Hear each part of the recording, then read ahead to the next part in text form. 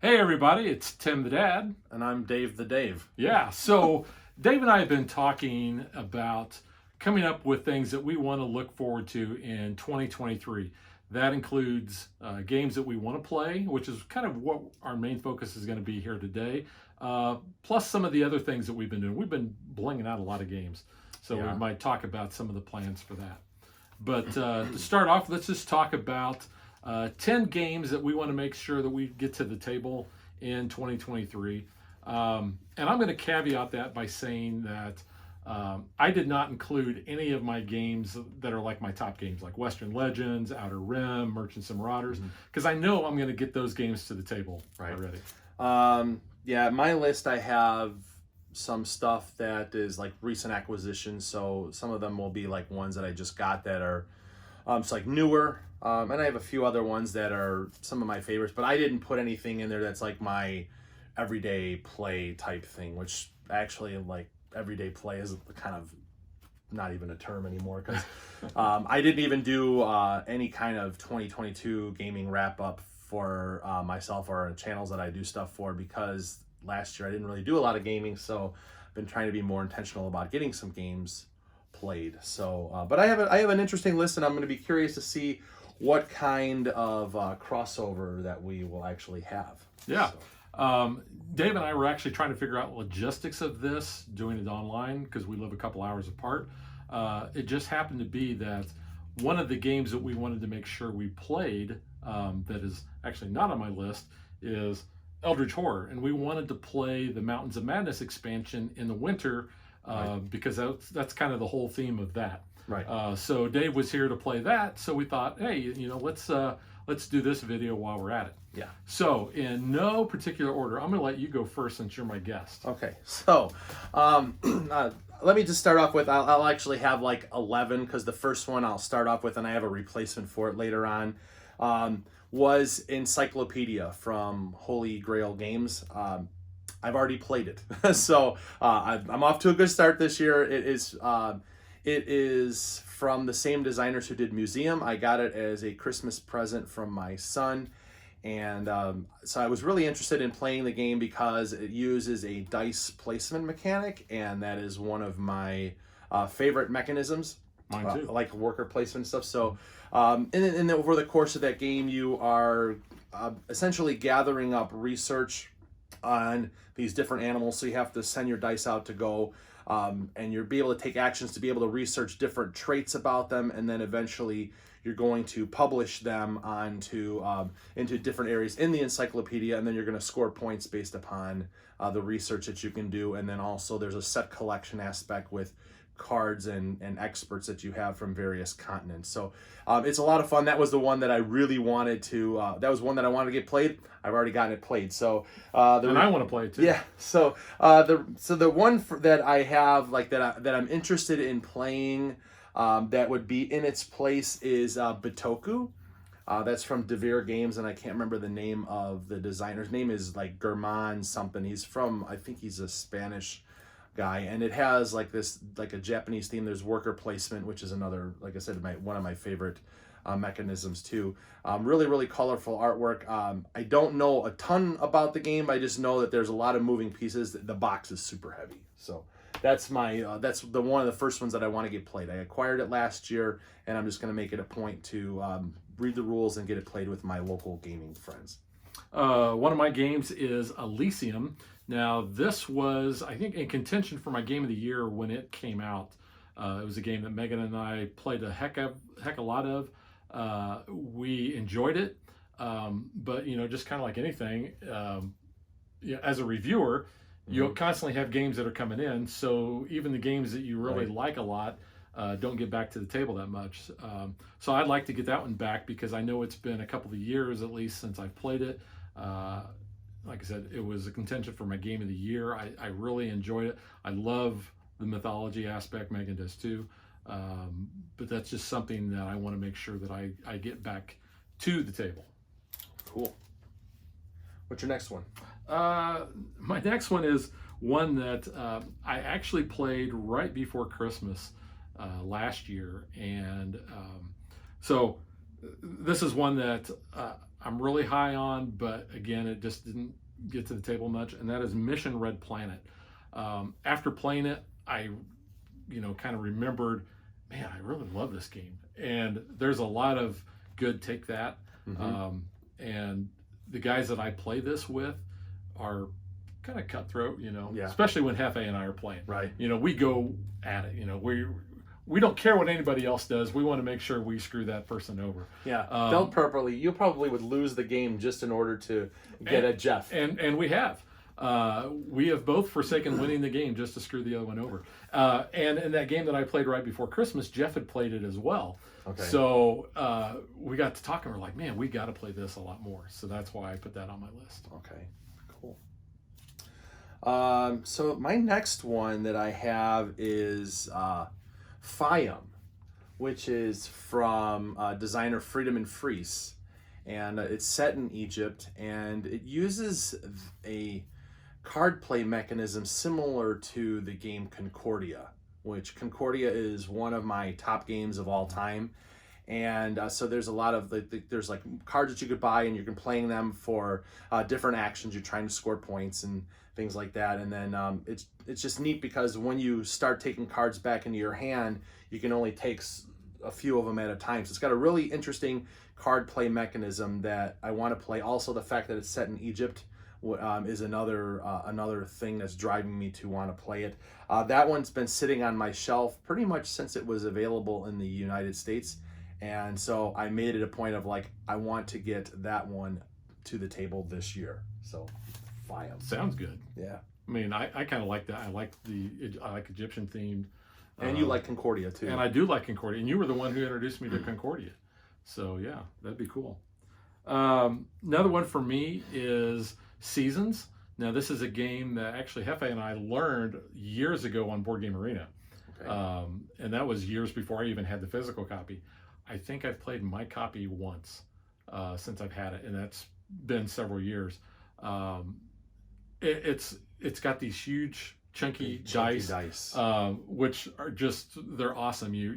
They just, I don't know, they're just cool. Plus, you've got the whole, I don't know if you could really call it set collection, but it's tableau building, I guess. Yes. And it's a lot of fun. Plus, it also has that screw your neighbor aspect in there. Especially with some of the card synergy that's in there. Yeah. And it plays fairly fast. I mean, it plays through basically 3 seasons. Or 3 years, because you play through all the seasons. Right. But very interesting mechanics in that. And it's a shame that I haven't played that more with the physical copy. Like I said, I've played the heck out of it on Board Game Arena. But yeah, that's definitely one that, for game days and such, I'd like to just get that to the table just because, of the dice. Yeah. And that, the interesting thing about that is the pacing of that game is controlled by the die, the one that's left over, the little dots on there is how fast it's going to move around. So, I mean, sometimes games can go really, really quick. So if you start seeing that, you're going to have to make the most of, all right, I got to do things as fast as possible. So it makes you have to change your strategies from game to game. So that's a good pick. That's one when was that? That was some of these games are like 8 years old, 8 to 10 years old on your list. Okay. So my next one, actually, the interesting thing is I mentioned FIAM in the last one, and probably another reason why it made the list.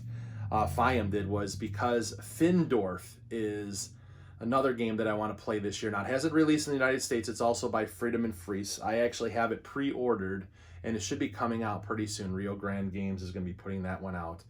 And it is based upon Freedom and Fries's hometown, and there's like a road, and you're trying to build these different buildings, and they have abilities, and there's like something to do with peat on the board. And I had seen an overview of the game from Essen, and it really had me intrigued by it. So I'm like, all right, I like some of the things that he was doing. It has a similar market mechanic for the peat that they do in Power Grid, which is another one of my favorite games. So that one made my list. So hopefully it's coming pretty soon so that I can learn it and get it played. So actually, I think that's the only game that's on here that I have that is from the same, like 2 games from the same designer that are on my list. And I've never heard of it. Okay. But you hear a lot about all of these games that I hadn't. So Next one I have is Amerigo. Have you played that one? No, but that is a Stefan Feld. Yeah, I've not actually played it. It's one that I picked up years ago, actually on recommendation from Mandy, from who used to be on the Dice Tower. Okay. Her and I had been talking about I think some Stefan Feld games, and she had mentioned that was very high on it. I researched it, like, hey, this looks like a really cool game. It's got a tower, kind of like we just got done playing El Grande, which has the Castile Tower. So it was, that's kind of what drew me to that. And that's, like I said, I've had it for years. I haven't played it. I've opened it, but that's about to the extent of it. So definitely want to make sure I get that one played.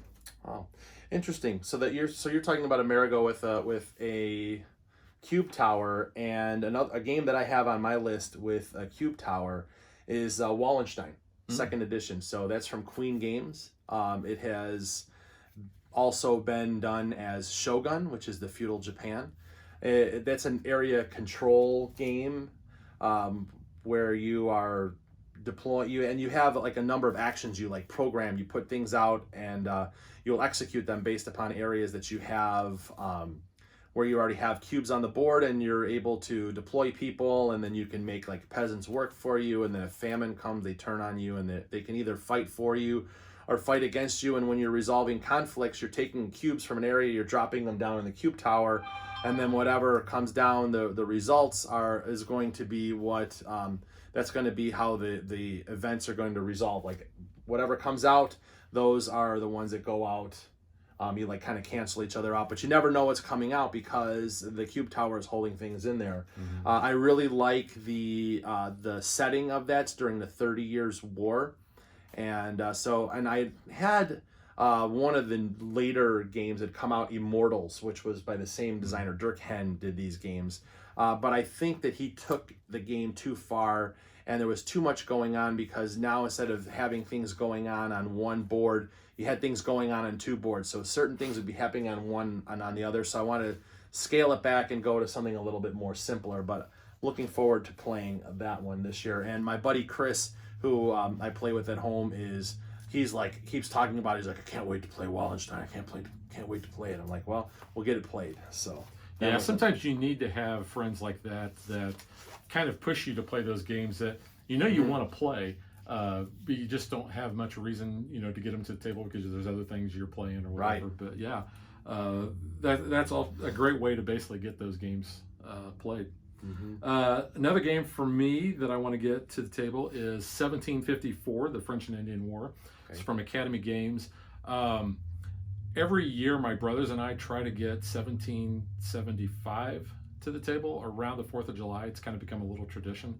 And that uses basically the same mechanic that the Birth of America series uses. This one, 1754, was the last one in the series that came out, not counting the Viking one. But it's very similar. Those are just a lot of fun, and it's an area control type of game, but you don't know what turn order is going to be. Right. You pull a die or a cube basically out of a bag, and that's who is going to go. So if you're this one faction, or you're playing as multiple factions or with a team, you could get both of your turns in, right away, or you may not go to last, or you may go and then the next player goes, that sort of thing. It's a lot of fun. I've played it, I think, twice since I've had it, but it's been several years. So that's one I think I want to try to, I'll still probably put 1775 ahead of that. But 1754 is definitely one I want to play more of. Okay, cool. I have the Princes of Florence, which is an older game. That was actually like in the Elias series. I can't remember the number, if it was number 4 or something like that. That game has had a couple of reprints. There was a deluxe version that came out that was only in Italian, that they kept having it marked down and marked down and marked down on Board Game Geek. So I ended up picking up a copy of that. So it's got metal coins and this really fancy, like real nice artwork and everything. And then they also had a file to put all the paste ups on there. And then now I think it's Korea Board Games or something has printed another version of it. But it's an interesting game that there's like a bidding, and then there's you're developing a board that has these polyomino shaped pieces on there, and they can't touch or anything like that. But there are certain things there's certain rules that or certain upgrades that you have over the course of the game that change that. But it's a really, really interesting game that's got some years on it, but it just has like the auction mechanic, and then also you have you have just the board building with the polyominoes, the shapes and stuff like that, trying to do that. And then you're also trying to score, you have to have a certain amount of value to the things that you build in order for you to score points and advance on the scoring track. So I think a lot of really, really neat mechanisms. And it's a game that I've been wanting to play for a long time.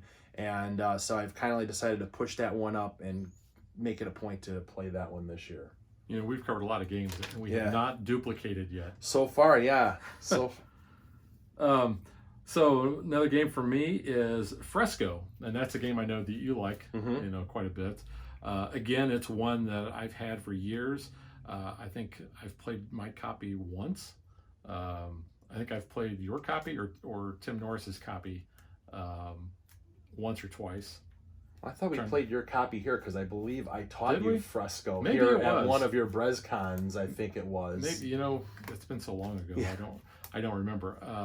But yeah, it's a lot of fun. It's where you're basically taking colored cubes that's going to represent paint. You're trying to paint. Is it the Sistine Chapel? It's the Sistine Chapel.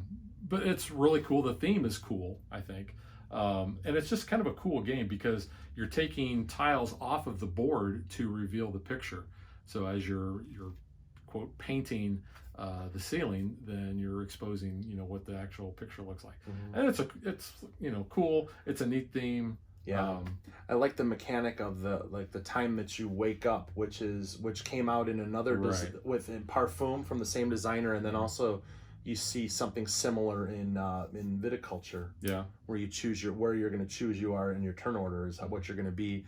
There you have to realize, okay, is your guy going to be happy or sad, and so you're going to have to maybe pull back so that your guy is not like worn down, and so that you can be able to be really good on your turn. But that's a lot of fun. Funny story, I was telling these guys, actually we were wrapped up a game day here today, and I was telling some of the guys that I managed to find a copy of the FRESCO Big Box on eBay for $25, and it came with like some other stuff. So like that was a steal for that particular game, and it has all these different expansions that add even a lot more to that game. So we've got plenty of FRESCO around, so definitely there'll be plenty of opportunities to get it played.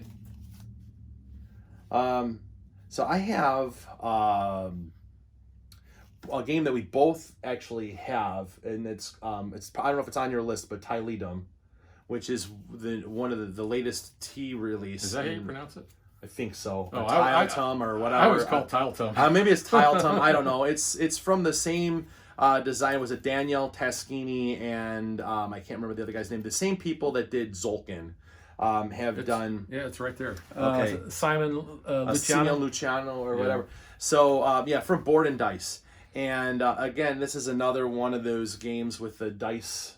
I think it's dice drafting on that one.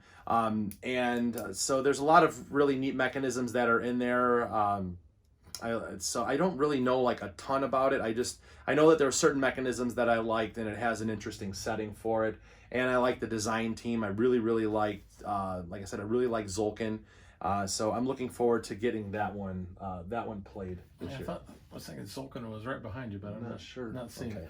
But yeah, that's one that we just published on Dad vs. Daughter, the unboxing for. So if you want to check the components out, you can see it there. Okay. All right. My next game is one that you taught me. This was years ago. I've only played your copy, but after playing it, and I actually beat Dave, I went out and I bought my own copy, and sadly it sat on the shelf, and that is London. Oh my gosh, London. Okay. Yeah, you remember that? Yes. That's a lot of fun because you're building your tableau of cards, and then you're basically running your city, and you have to take, what is it, Poverty. Poverty, yes. And I remember you took a lot of poverty. I think that's what ended up You killing have to you. manage your poverty in there, and I just basically ran London into being a slum. Yeah, and it's like in the artwork, like Victorian London, and Mm-hmm. it looks really cool. Um, it's just one, like I said, I haven't played it since you introduced me to the game. It's one I think actually Megan would like because she likes everything British, Mm-hmm. but we just have not gotten it back to table. So I remember you and I having a lot of fun with it, Mm-hmm. but yeah, I need to play it more. My next one is Dome Pierre, which I think just released retail from R&R Games. It was on Kickstarter, and then I bought a copy. They had a Black Friday special. I got it for $20.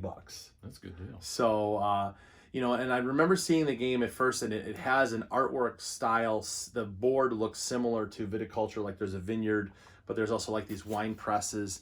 The game itself is all about making money by growing grapes, harvesting them, putting them in presses, and getting that wine and converting it into champagne, and then selling it to different contracts or different customers for to earn money. So I guess at the end of the game, whoever has the most money. And it's also going to be the quality of the champagne that you have, and so depending upon which of your presses you put them in. And the really interesting thing about the game is that there are only certain actions that you can take, and then there's only a certain number of actions that you can take over the course of the game, because each time that you do something, you advance this counter up on this table.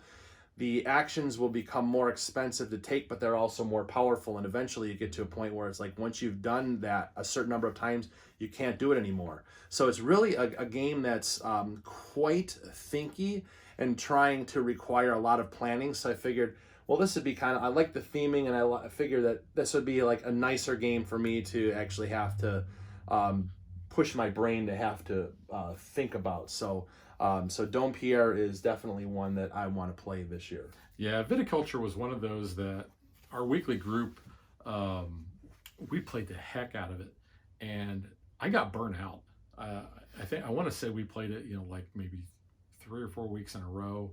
And then we took, a break, for like a month or two, then come back to, and by that time, I don't know, I think I was done with it at that point. I'm like, okay, I played it, Yeah. So I think, but basically how the two games play, they're other than just having a similar theme and the board has a similar look in one section of it, they're not alike, which is a good thing, because I enjoy viticulture, but I wouldn't want to play another game that's like it. Right. Okay. Next one for me is one that I had traded for on BTG after I had played Black Angel, and I heard Black Angel was based on this. And this is Trois, or as it looks, Troyes. So I heard a lot of people, it's kind of like Agricola, right, instead of Agricola. But Trois, I've got it. I actually played a solo game. Can you believe that? Okay. Because I don't play solo games. Right. But I was so interested in playing it, I sat down and I did a solo play of it, and it's one that I really enjoyed. But I've not actually got it back to the table to play with anyone else. Okay. So really, that's kind of the reason why it's on my list. But it's got a lot of dice in it. You're assigning dice to different buildings and such. But it's cool. That's cool. Yeah. So I have Dinosaur World from Pandasaurus Games. So my first experience with any of the games that are in the Dinosaur World, Dinosaur Island thing was this past November. I hosted my TableCon gaming day at my house, and one of my guests had brought Dinosaur Island Roar and Write. And we played that and had a lot of fun playing that game, and it shares a lot of similarities with Dinosaur World. In Dinosaur World, you're building up a dinosaur park, and you're putting dinosaurs in there. You have to you're drafting some dice that are on there that have different resources. You're trying to gather DNA and be able to create these dinosaurs. You put them on display, and you have different things, like you have attractions you can put out, like rides and and like merchandise and restaurants and all these things that you're putting together. And then what you do is you give every so often you have to give a tour through the park, and you're going to get excitement based upon what's in there and who's going to see things and stuff like that. But and then as people go through, if you keep giving a tour that goes to the same area, then your attendees are going to get bored, and so there's like a boredom mechanic that you have to deal with too. Can you release the dinosaurs and have them eat the guests? You know something? So there is, I think, well, there's bad things that can happen because there is a threat mechanic in there, and if you don't manage the threat with security, then bad things will happen. Because even like in the Roar and Ride, if you don't manage your security when it comes time to run your park, then you can have buildings destroyed, paddocks ruined. And so essentially, yes, it probably could have people eaten. Because I'd like a mechanic where you could have, like different guests, and the disruptive ones, you just kind of like, send them down this way, then release the dinosaurs. Send them over there. Just tell them that they can go play tennis with the Stegosaurus, right. or something like that. So, and that one is actually, the game is really cool. I actually had gotten a copy off. I bought a Ding and Dent. I got it for like $25, so I didn't really want to spend a lot of money on the game. And so I'm looking forward to giving that one a go. So it should be a lot of fun, and I'm hopefully going to have some content for that up on my channel pretty soon. Cool. Another one on mine is, this one actually is on my shelf of shame because, again, one I traded for on Board Game Geek, but I've not actually played it. I've not played my copy. I've not played anybody else's copy, and that is Blackout Hong Kong. That's a game that I remember when it first came out, I was very interested in it, and then kind of like a lot of things, it just kind of fell off the radar because I was playing other games, and it just never really nobody that I knew had a copy of it, so I didn't have any chances to play it. And then I had a chance to, like I said, make a trade for it on Board Game Geek, and I've got it. I've opened it. There's an unboxing on our channel, but that's about it. I haven't played it yet. Looks really cool. Kind of an area control type of game, where you've got different cubes you're putting around in different areas of Hong Kong as the power has gone out and everything. So don't really know a whole lot more since I haven't played it yet, but it is one of those that, like I said, on my shelf of shame, that I definitely want to get played. It uses that card programming mechanism. Right. They started off with Mombasa, and now they have it in Sky Mines too. There's a campaign in there too that you can play, like a little mini campaign where there's ongoing things with the that changes it up, the storyline a little bit up with the power that's gone out. So it's like if you want to play it, you can play like those games and make little minor changes. But it's a pretty good one. You have the board that's all black, correct? Or do you have the gray one? No, I think I have the gray one. Okay. They had a second edition that had come out because there was they didn't like a lot of people did not like the board because it was too dark. It was too dark, but it's a blacked out city. So what do you expect? Well, I think it was just hard to kind of see the any of the details or anything, and things like that. Yeah. So along the lines of having like disasters or bad things happen, I have Messina 1347 on my list. Now this is Sounds from like a space game. Vladimir Suchi, and it has to do with like the Black Plague with the rats and stuff like that. So not a space game. No, it's not a space game, not at all. And the really interesting thing is if you ever see the cover of Messina 1347, there's like this family sitting. They're standing by this wagon with their little kid on the back of the wagon, and he's holding up a dead rat. But anyways, it was because of the rats that had spread the Black Plague. And over the course of this game, you have ships that are coming in, and you're running an estate, and you're trying to send your lieutenants out to essentially rescue these people that are coming in from the boats. Hopefully, they're not in an area with the cubes.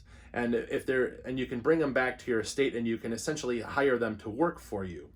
And then over the course of the game, you're having to use fire tokens to essentially burn down portions of the city and get rid of the plague, and then repopulate the city. And so there's a lot of interesting things that are going on. I've been in the rule book going through it, and so far it seems very, very straightforward. I haven't had a lot of experience with Vladimir Suchi games, so I am looking forward to giving this one a try, mostly because of that theme of like with the Black Plague and trying to manage that. So Not really a theme I think I would be interested in. uh, no, but you here's can some rats and here's, here's some dead rats and here's some people and let's burn the city down and let's take the people and make them work for us. Yeah. All right, my last game is a game that I've played online. I've played other people's copies.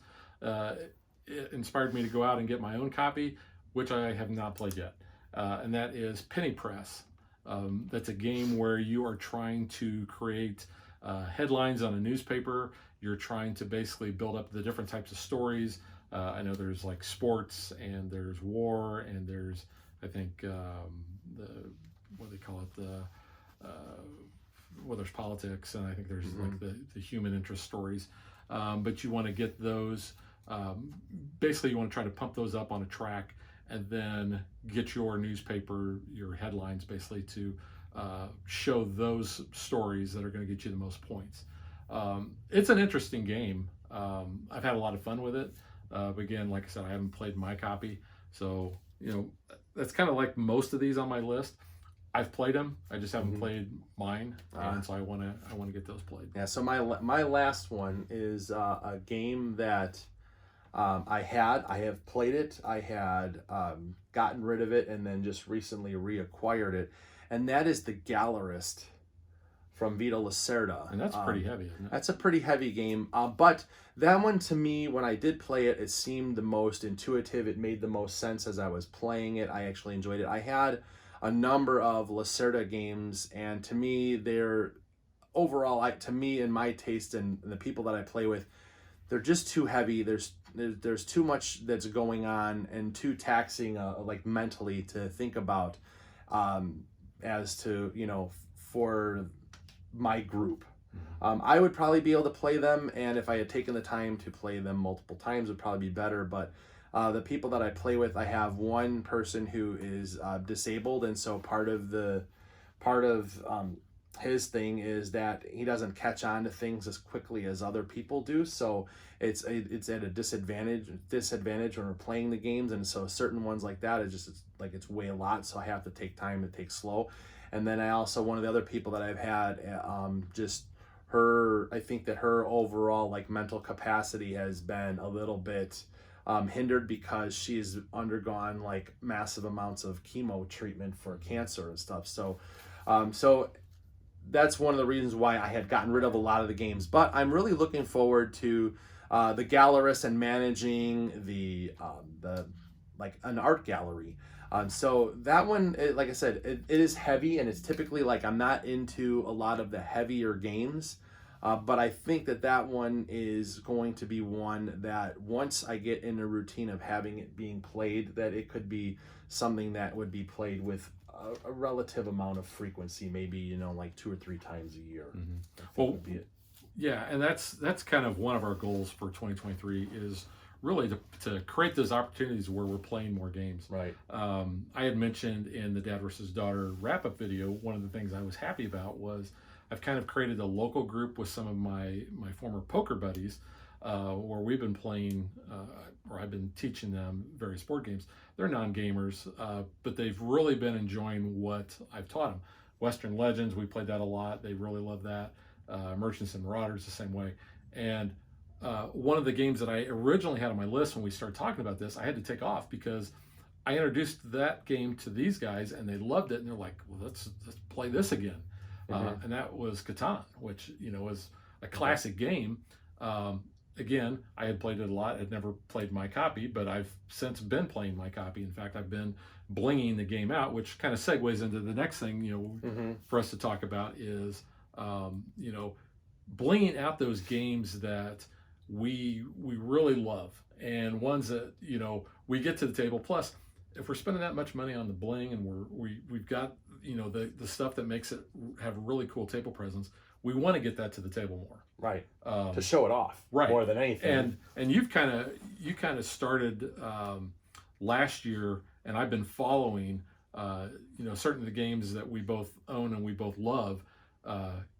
you've bought some things on Etsy for like Star Wars Outer Rim, Merchants and Marauders, Right. and so you get them, and I see them, and I'm like, okay, those are cool. I got to get those. Well, some of the Merchants and Marauders stuff, like you had, but overall, like it's fun. It's fun to upgrade the games. In fact, so in case if you guys are watching, I used to have my channel To the Table, gaming with family and friends, and then a couple years ago, I basically retired that channel and I went over to Mystic Eye Games, and so one of the new segments that I want to start doing is a thing called I Blinged a Thing.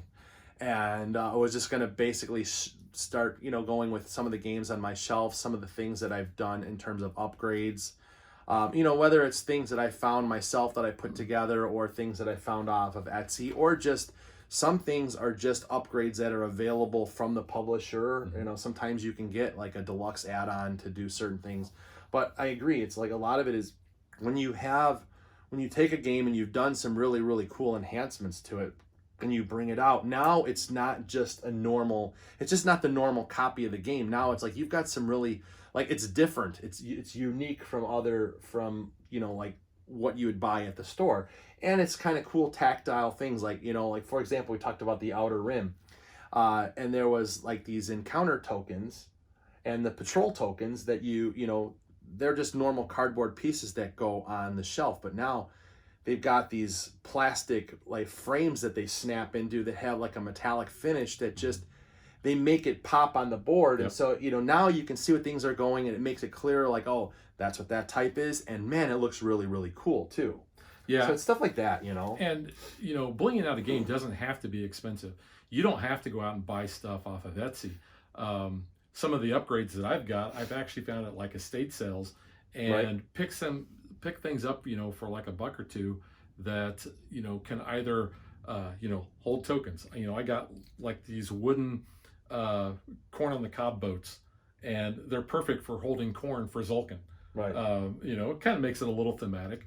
And for like Gugong, I had found a little like I don't know, it was a Chinese thimble that had like a dragon or something on it. I remember it looked really cool. I got it for $1, and that's now my turn marker.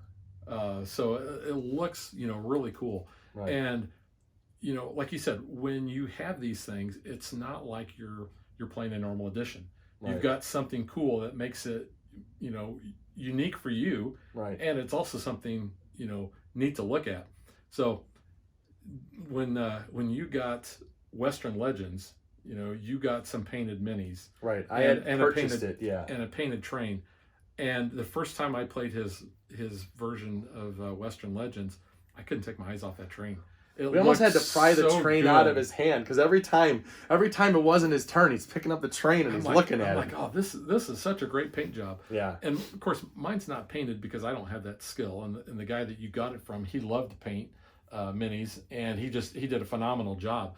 But that's one thing that makes yours unique over mine, and I really enjoy being able to sit and play and look at that. Right. Because it does add enhancement to my game. Mm-hmm.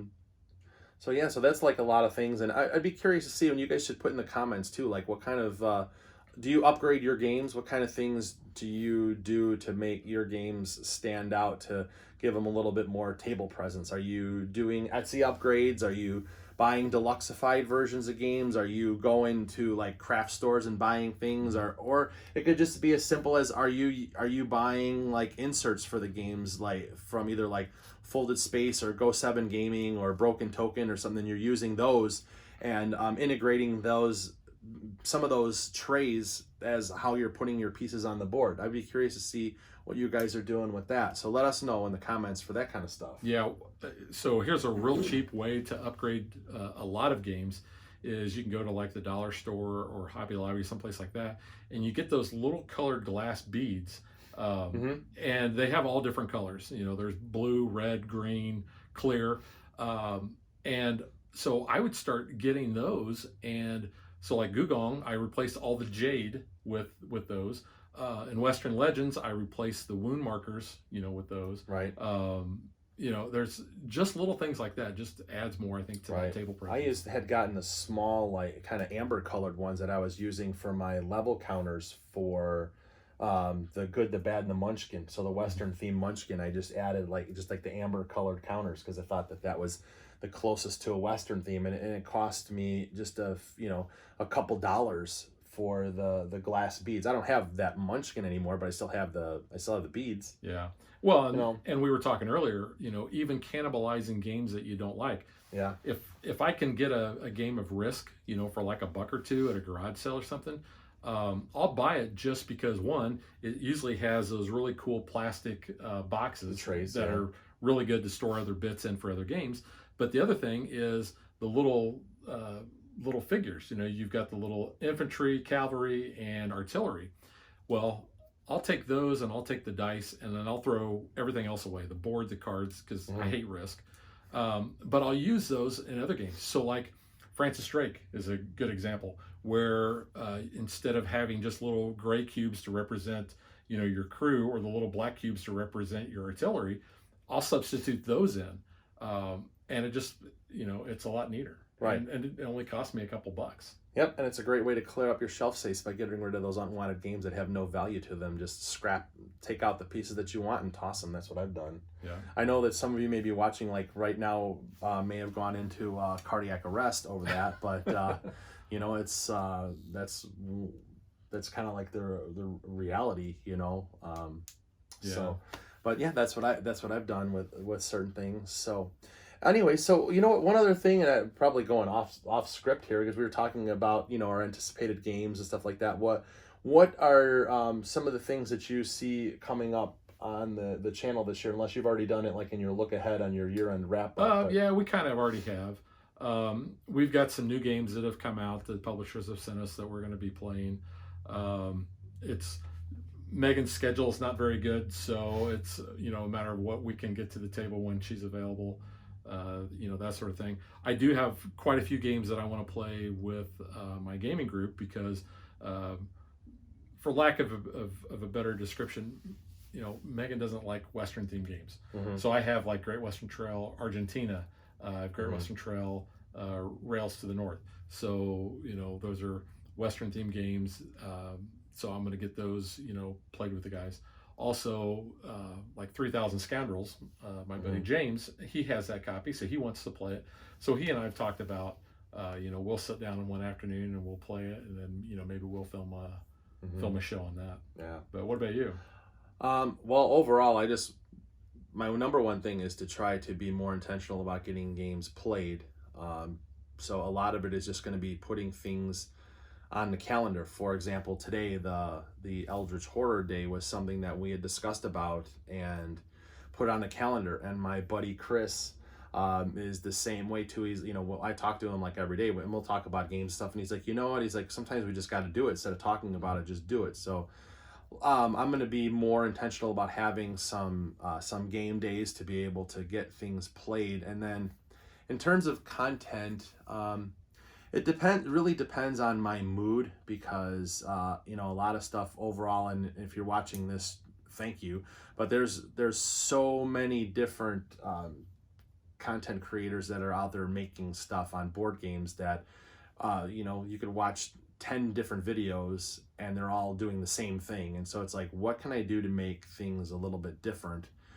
So I have some thoughts about some things that I want to do for the channel and creating some content, and I want to do more of, I guess maybe more towards the consumer side of helping people make decisions about things that they may want to buy. Or I was doing a series that started last year, and I'm still continuing it on with Shadows of Brimstone. I'm doing like things that you can flesh out other worlds, stuff like that. And then I have a couple Kickstarters when they come in. I want to actually play those. And then I think I want to take some of the games that I want to play that are on my list and do like little like snippet videos. Like, here's a little section about this, a little section about that, and like smaller bite-sized pieces. So I'm going to be playing around with that and seeing if I can come up with something that I would actually want to watch. Something that's also going to captivate the viewers to want to watch all the way through, because we live in TikTok world now where you have 15 seconds to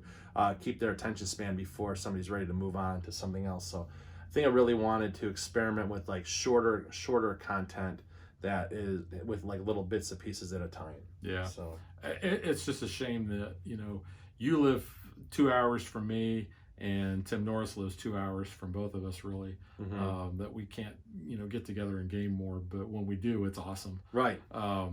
And, here we are, the start of winter. Weather is always an uncertainty, but, we've already talked about getting together in February. We know we'll get together in March. We know we're going to get together in April. So, the more intentional that we can be about, getting together for gaming is always going to be a great thing. Yeah, so that's going to be a lot of fun. So, but that's pretty much, I know for me, that's what I'm looking forward to in 2023. I've got my list of games that I want to play. I have a few other ones. I didn't really count any expansions, but another one, Dominion Plunder. I love Dominion, and that's like the next one that's coming out. So, and my copy that I just got for Christmas is sitting right next to you. Yep. So, but I also found it interesting when we did our list that we had no crossover. Well, you have a lot of games that I've list. never heard of. Yeah. Okay. So, but that's a great thing. It's like we have diversity in our tastes, but also the thing is, if I were to sit there and set them up and said, "Hey, come over and play," you would do, and I would do the same thing. Yeah. So that should be pretty fun. Yeah. So, all right. Anyways, do you want to bring us home on this one, Tim? Yeah. So, like I said, hope you guys are finding ways to play more games, because that's what we're going to do. Like I said, bling out your games and make them more enjoyable, because that's really what it's all about. Yeah. So we will catch you guys next time. All right. Bye.